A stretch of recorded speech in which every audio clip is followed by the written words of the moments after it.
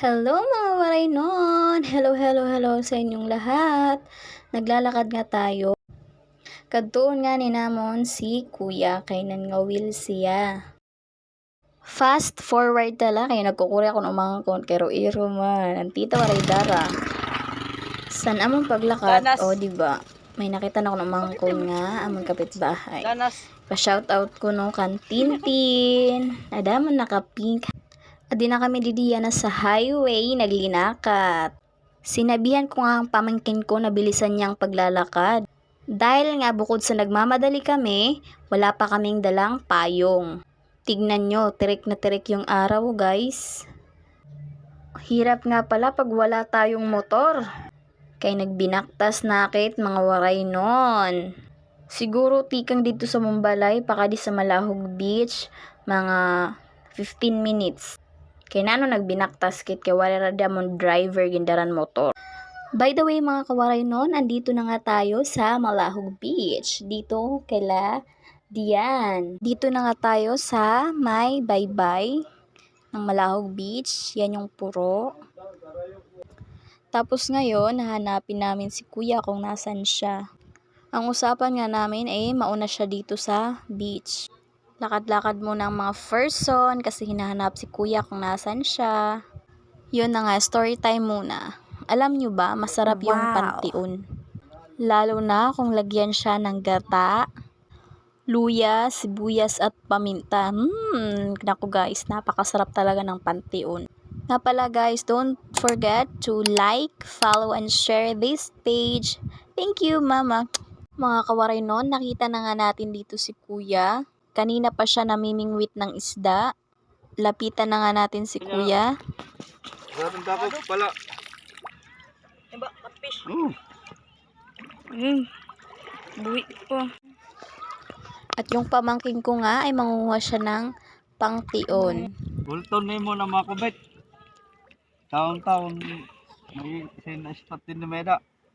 Ito, nakubit. Kakaunon. Para. Ay, hindi na ito ng kwarto. Waray siya dakop, mga kawaray nun. Waray. Dako po. Kung harin na, nakabiling ka na pangtion. Ayaw nga pagkali sa larong kay mo rin adidilan miss ankuan no pangtiyon. Di ba? Di siya maaramada mga pangtion. Kaya, Umang Ito. ina tong paon panlagay pantabilay na paon umang. Sana pagpaon sana.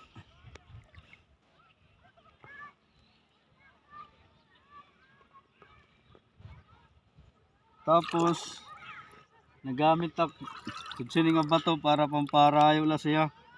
Kay makuri maggamit batuan kay sangot man. Adi na, itsa niya ng mga kawaray nun. Di ba?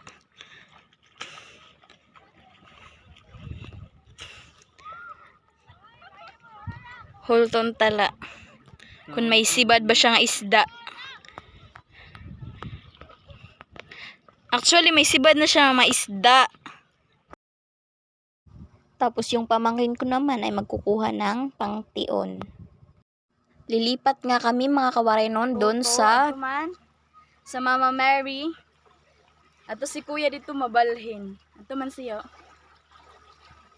Diba? Maglakat kami pa kadto.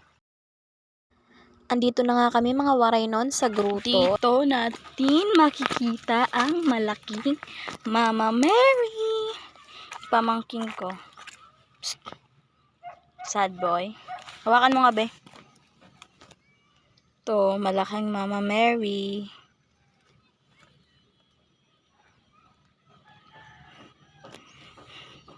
Lakad kami dito sa Mabato. Doon kami pupwesto. Antayin namin si kuya. Doon siya mangangawil o mamimingwit ng isda. Tignan natin kung anong nakuha niyang pangtion. Ito siyang pangtion ito. Anong tawag sa inyo? Ganitong pangtion oh. Pangtian. Pangtion oh. Pangtion. Ano mo na sibad na isda. Danoy. Didi. Nasibad na isda. Oh. Di ba? Fresh pa. Nagsiw-kisiw. Di mo na. Hay na to na pang tiyo na di man. Kabibi. Ano na? Naan tawag sana ya? Tilang. Kita damo ang nakuha. Pang tiyon pati. Isunod na to. Isda. Sa bag. Mga kawaray nun, manguli na kami. Salamat sa panonood, mga kawaray nun. Don't forget, like, follow, and share. Thank you. Babush!